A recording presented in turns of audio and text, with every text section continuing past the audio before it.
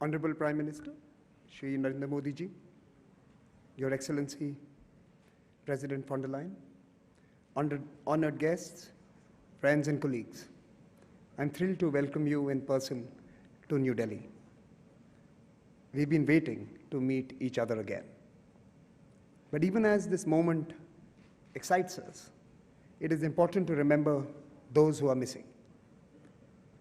We have lost some in the last 2 years, but at the same time, we have also seen acts of courage of selfless human beings who have worked hard to save lives, who have responded to the crises that engulfed us over the past 2 years and continue to do so today. At last year's dialogue, as we all signed on to RAISINA on our screens, Prime Minister Modi made a very perceptive and important observation.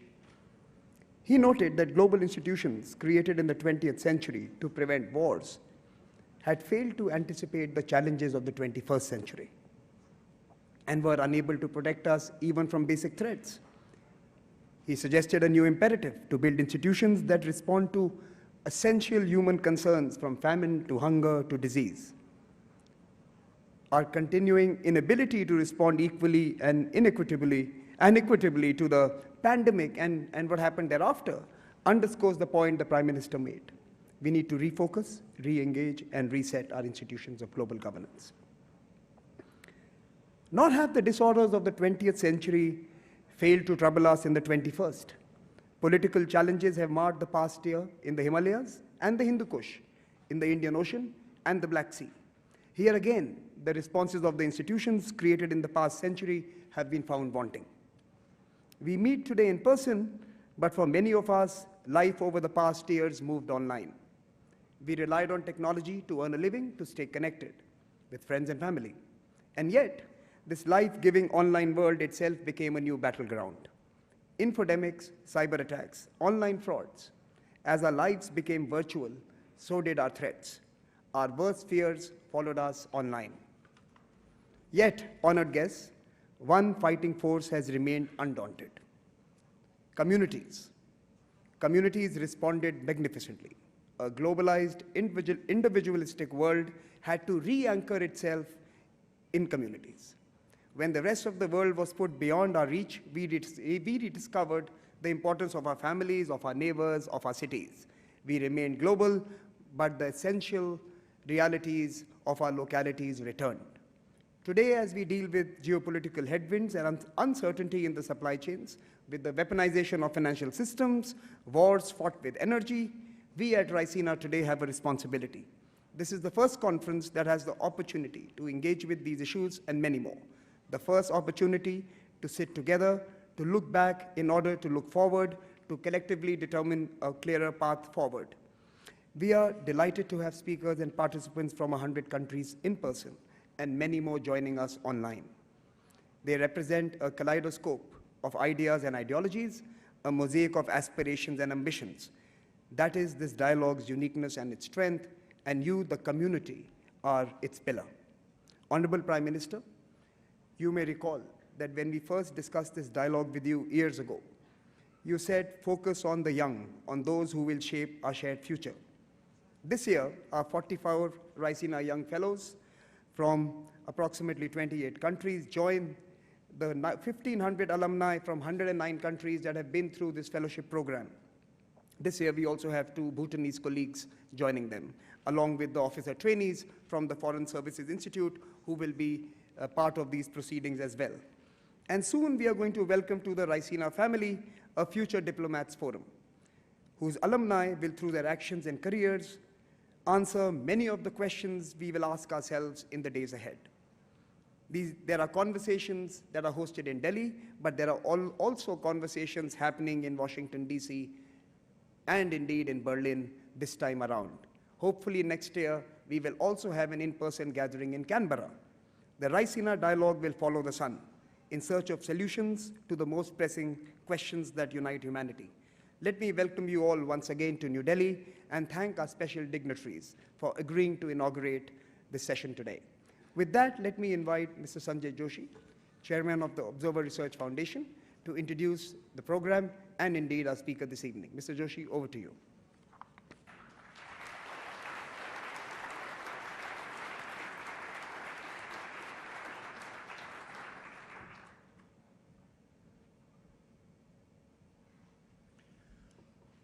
Good evening and a very warm welcome to the distinguished gathering assembled here in this room once again. We are assembled in person after a hiatus of 2 years. Last year was an online forum when we gathered together at the RAISINA Dialogue in front of our computer screens. So very good evening, Honorable Prime Minister Shri Narendra Modi ji, Her Excellency Ursula von der Leyen, President of the European Commission and our chief guest for this evening, Honorable External Affairs Minister Mr. Jaishankar, partners in the Ministry of External Affairs, ministers, admirals, delegates, experts gathered from 100 countries, and our young RAISINA fellows in this room. We host this year the RAISINA Dialogue, I must confess, with some trepidation. Now, this dialogue was created as a venue for conversations between global statesmen, thinkers, leaders across politics, government, businesses, media, civil society, you name it, a vast array of expertise to bring it together in the rooms of the Taj Palace. I speak with trepidation because even as we were battling to recover from the devastation struck by this once-in-a-century pandemic, we were also struck by two other bolts which just came out of the blue. The first saw a dark veil descend over Afghanistan in our neighborhood. That was August 2021. And the second has just redrawn the Iron Curtain across the heart of Europe. The RAISINA Dialogue 2022 takes place in the lengthening shadow of these events. And our theme for the year, Terra Nova, impassioned, impatient, and imperiled, seeks to interrogate our responses as a global community to all three watersheds. We endeavor to discover how we find ourselves today on a rather unfamiliar planet that looks and feels very, very different from the one we had gathered to discuss in person just before the pandemic struck in 2020. Have we moved forward in these 2 years only to go back? Just as the collapse of Kabul in 2021 was seeking to signal a new geoeconomic architecture that sought to respond to the strategic competition of the 21st century, February 24th threw us back into the old bipolar global order of a bitter Cold War that the world should have relegated to history books 30 years ago. And together, the pandemic, Kabul, February 24th, these three events today force us to examine the political undergirding of what has become a rapidly deglobalizing world. The cracks in the multilateral liberal system are now tectonic rifts. And if history is any indication, such a confluence of event chains coalescing together can alter global power dynamics and reshape the world order. And that is the kind it's been spoken of as inflection point, and that is the reason. Now, a pandemic that should have brought us together ended up exposing the limits of transnational cooperation. We divided the world into the haves and the have-nots. We recreated the rifts which we had again forgotten between the North and the South. It made us acutely aware of the frailties of global public goods, of supply chains, of global institutions. Large tech companies gained influence across a multitude of sectors, from financial services to healthcare, and regulators were struggling to keep pace. Authoritarian states perfected the use of technology for controlling lives, and technology itself spawned a new generation of deep fakes that brought us to the post-truth era. Our health, our safety, our well-being are all become part of someone else's business model. We don't control them. And the sanctions following the conflict in Ukraine now undermine trust in the integrity and the cohesiveness of the global financial system, which was once considered the backbone of global value chains of global innovation. And climate action, unfortunately, has been reduced to trending hashtags and empty speeches, even as the taps of green finance and green technology continue to run dry. So we are in the midst of a perfect storm, and our assumptions are shaken. It is no longer the time to hark back to a pre-pandemic normal. It no longer exists. The riddled as that normal was with inequality and exclusion, this is the time for a new, unknown world. A time to talk coherently about what is substantive, what is sustainable, and thereby make the right choices. And this is the challenge right here for all of us in New Delhi at RAISINA 2022. The war in Ukraine sadly continues, but we believe so must this dialogue that gathers diversity across 100 countries and gives us perhaps some reason for hope. Madam Excellency, there's no better way to commence these conversations at the RAISINA Dialogue than to have you here to deliver tonight's inaugural address. I recall welcoming you to the ORF in 2015 as a Minister of Defense, then of the Federal Republic of Germany, and today it gives me even greater pleasure to have you as the Chief of the European Union. Madam, the floor is yours.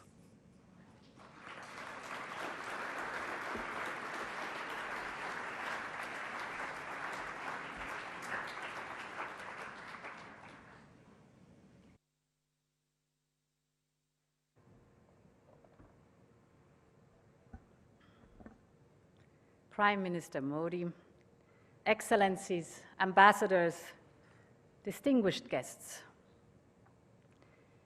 Every 5 years, when Indians are casting their vote in parliamentary elections, the world watches with admiration as the world's largest democracy charts its future path. Because the outcome of decisions made by 1.3 billion people resonates around the globe. This is especially true for Europe. As vibrant democracies, India and the European Union share fundamental values and common interests. Together, we believe in each country's right to determine its own destiny. Together, we believe in the rule of law and fundamental rights. And together, we believe that it is democracy that best delivers for citizens. So, despite our geographic distance and despite the different languages we speak, when we look at each other, we do not meet as strangers, but as close friends. Democracy was born more than 2,000 years ago in Europe, but today its largest home is India. For the European Union, strengthening and energizing its partnership with India is a priority in this upcoming decade. Both our economies thrive in a world of common rules and fair competition. And we share the same interests in safe trading routes, in seamless supply chains, and in a free and open Indo-Pacific. Both our regions are driving forces in the digital revolution, and this makes us natural partners in setting global standards to make sure that the rules of the analog world also count in the digital domain. And of course, both India and the European Union are key in the transition to a more sustainable and green future for our planet. So we must pool our strength in the fight against climate change. It's so urgent. And this is our common responsibility, not only towards the global community, but mostly towards the next generation. However, our values are not shared by everyone. We all see the rising challenges to our open and free societies.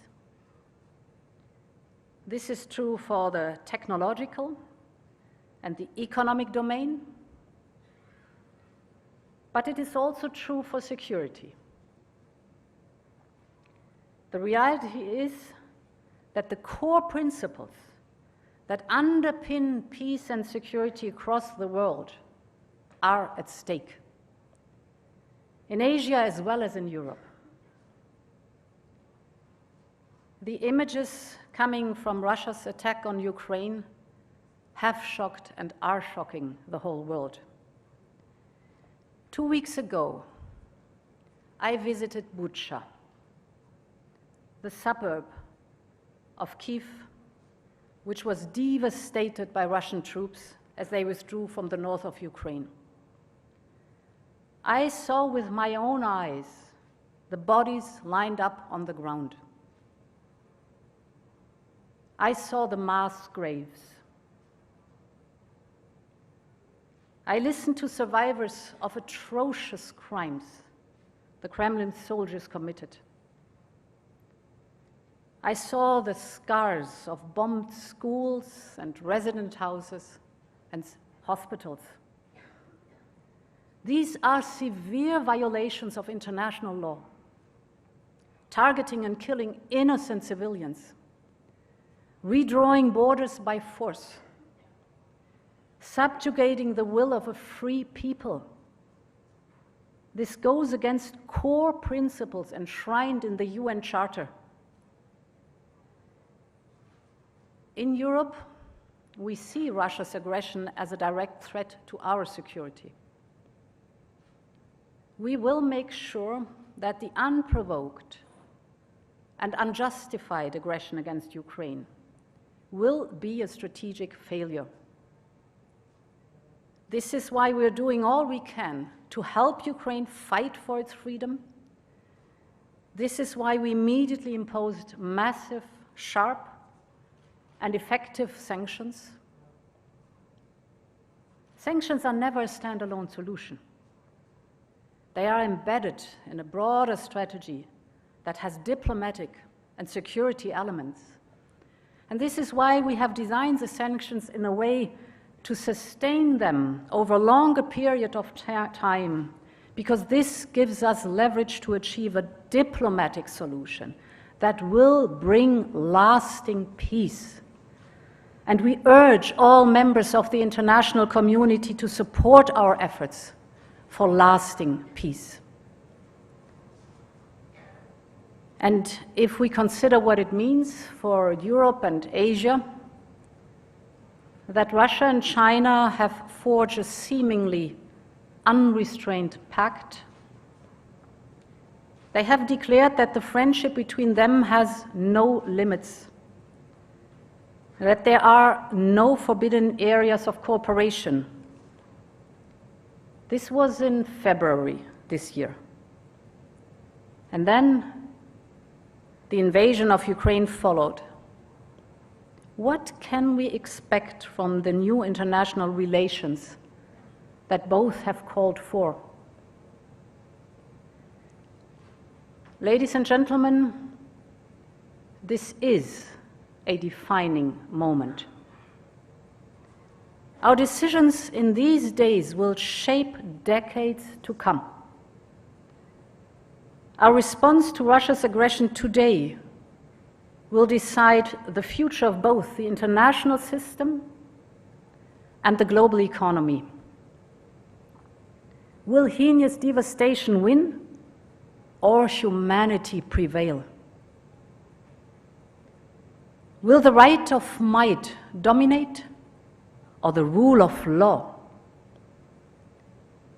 Will there be constant conflict and struggle, or a future of common prosperity and lasting peace?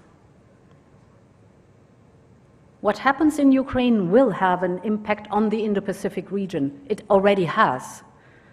Countries battered by 2 years of COVID pandemic must deal now with rising prices for grain, energy, and fertilizers as a direct result of Putin's war of choice.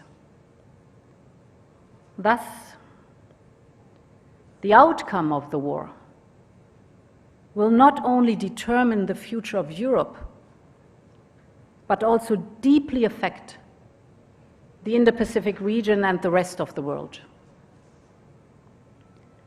For the Indo-Pacific region, it is as important as for Europe that borders are respected and that spheres of influence are rejected. We want a positive vision for a peaceful and prosperous Indo-Pacific region. The region is home to half of the world's population and 60% of the global GDP. Our vision is that the Indo-Pacific region remains free and open and becomes more interconnected, prosperous, secure, and resilient, with an open and rules-based security architecture that serves all interests. To this end, we will deepen our engagement with our partners in the region, including ASEAN. On China, we will continue to encourage Beijing to play its part in a peaceful and thriving Indo-Pacific region. The relationship between the European Union and China is simultaneously strategically important and challenging. All at once, China is a negotiating partner, an economic competitor, and a systemic rival. We will continue our multifaceted engagement. We will continue to cooperate on tackling common challenges, and we will protect our essential interests and promote our values. And on this foundation of engagement in the Indo-Pacific region, we seek to build a new common agenda for the 21st century. One major item on this agenda is the need around the world for massive investment to overcome the fallout of the COVID pandemic and to modernize their economies. And as a consequence, some countries have been forced to take unsustainable offers. They face a situation where they do not fully control their own infrastructure, be it seaports or airports, be it bridges or railways. But investments in our future should never come at the expense of a country's independence.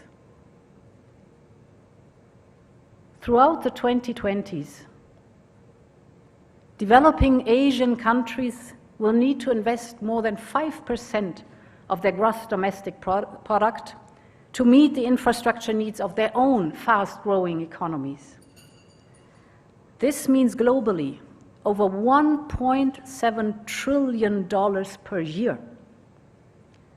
The needs are massive, but so are the opportunities. This is why we have introduced Global Gateway.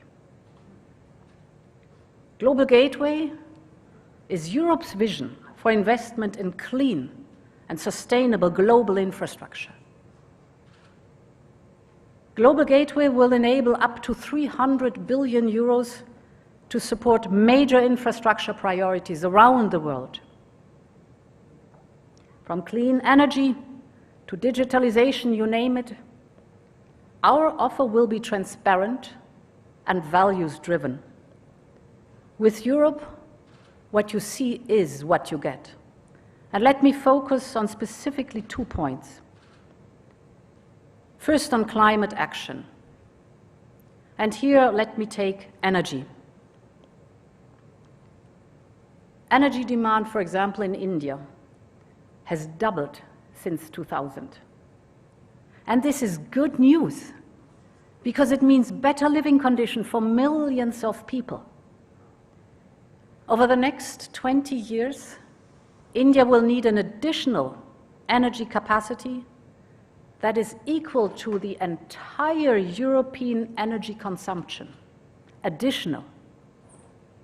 So the question is, will this energy be clean? Or will it poison our air that we breathe? Will the energy be renewable and homegrown? Or will it increase our dependency and allow for blackmail in the future? I was very glad, Prime Minister, to hear that you declared that India will be energy independent before it celebrates its 100th birthday of the country's independence in 2047.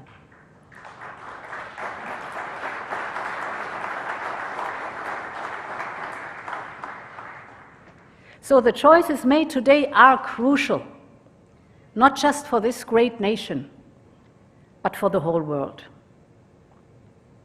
Global Gateway could bring, for example, to India and Bangladesh more hydropower produced in Nepal and Bhutan. It could build clean hydrogen infrastructure to power up your heavy industries. Just yesterday, I visited the headquarters of the International Solar Alliance. This is a great partnership launched by Prime Minister Modi and now bringing together 86 countries. So it's innovation at the service of people, because the International Service Alliance will benefit most the least developed countries and the small island developing states. And given the geopolitical and climate challenges we face, the business case today for solar is stronger than ever. So we should massively scale it up also through Global Gateway for the benefit of our common prosperity and the planet we all share. We also can help the climate when saving energy. I know this sounds obvious, but in a country the size of India, the sum of many small individual decisions can have a tremendous overall impact in the end. Just think of this example. As prices drop dramatically, in recent years, millions of Indians switched from using traditional old light bulbs to modern LED lighting technology. This resulted in annual energy savings of 30 terawatt hours.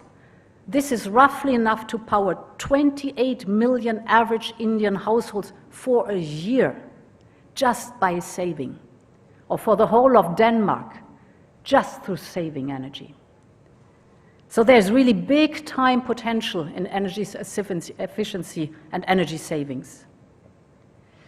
We also need to strengthen our cooperation in the digital field. This is my second point. Because cutting-edge technology is at the heart of our future cooperation. And Asia is a powerhouse when it comes to new technologies, from artificial intelligence to quantum computing. Our cooperation is about more than investment and infrastructure. It is about talent and technology based on fundamental values, on standards, for example.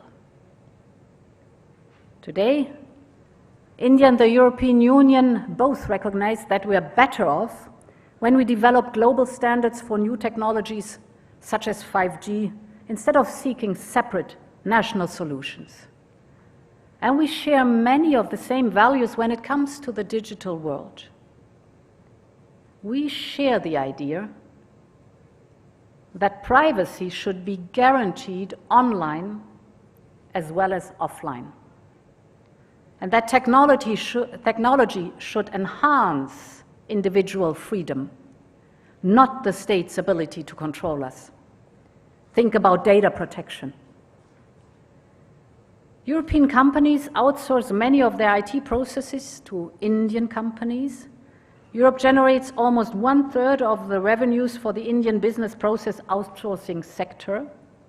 And with equivalent rules, we could unlock even greater data flows between our regions with immense benefits for the companies in our respective regions.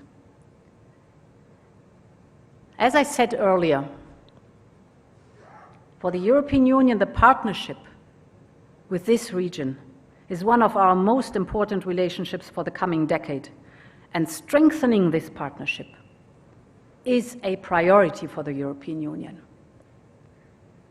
Our strategic cooperation should take place at the nexus of trade, trusted technology, and security, notably in respect of challenges posed by rival governance models. And therefore, I am very pleased that today Prime Minister Modi and I have agreed to establish an EU-India Trade and Technology Council to tackle key trade, economic, and technological challenges. And as like-minded partners, the European Union and India will be working on several tracks. We have launched negotiations on a free trade agreement, as well as on investment protection and geographical indications. For Europe, this is a strategic investment in our partnership with India. The European Union is India's third most important trade partner, but we can do so much more. Our trade is far below our potential, both for Indian and European goods and services. So this deal will bring new technologies, new investment, an unprecedented integration into shared value chains. We are the two largest democracies in the world, and together we have a lot to give for the benefit of the people. Ladies and gentlemen, we are living indeed in a terra nova, as the title of this year's RAISINA Dialogue suggests. We all have to choose whether we want a terra nova to be wild, dangerous, and an unlivable place, or a better home for all humankind. I am convinced that democracies will have a crucial role to play in defining the world of tomorrow. I want Europe to be a partner for Asia in shaping this new world, a world of independent yet interconnected countries, working together for a more prosperous and peaceful world, working together for the benefit of humankind. Thank you very much for your attention.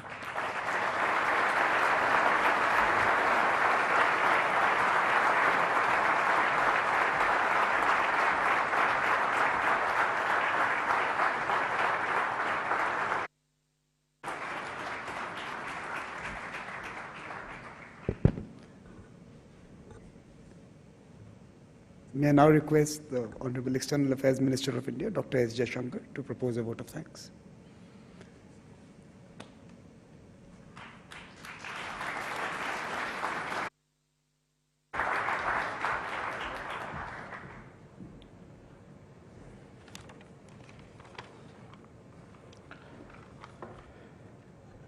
Prime Minister Shri Narendra Modi ji, President von der Leyen, Excellencies, ladies and gentlemen.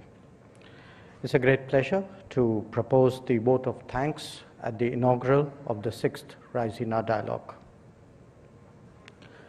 In 2015, Prime Minister, you gave us the task of creating a Make in India, Make for the World platform to debate contemporary issues.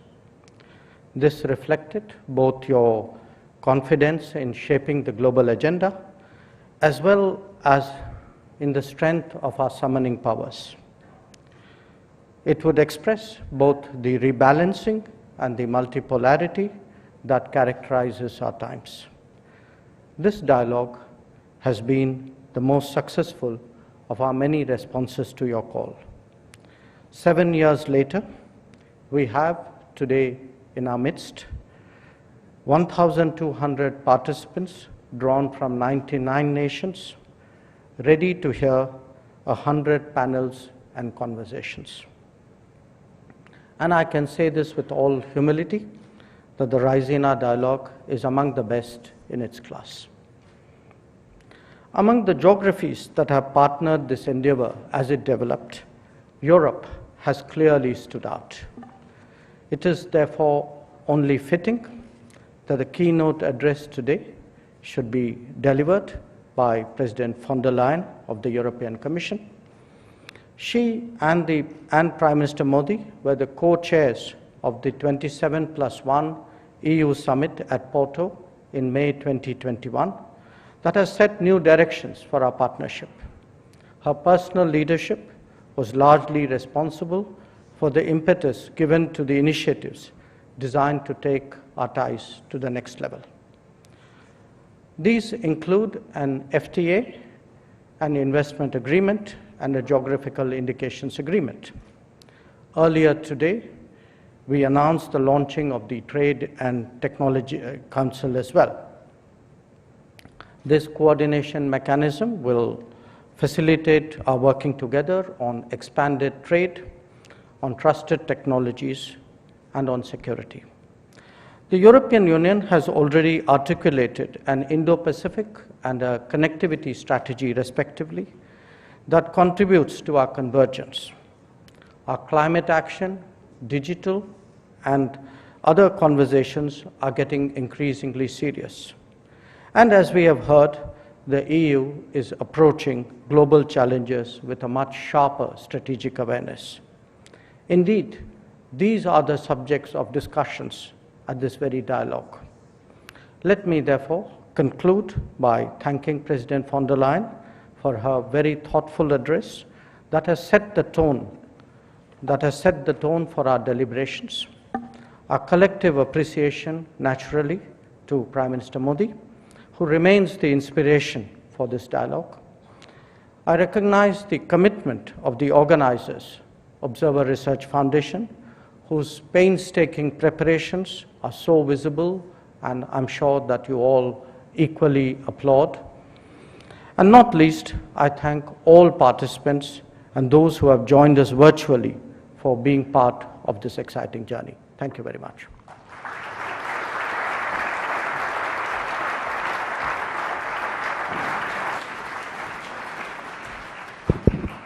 So this brings us to the close of this inauguration session. I will request you all to remain seated.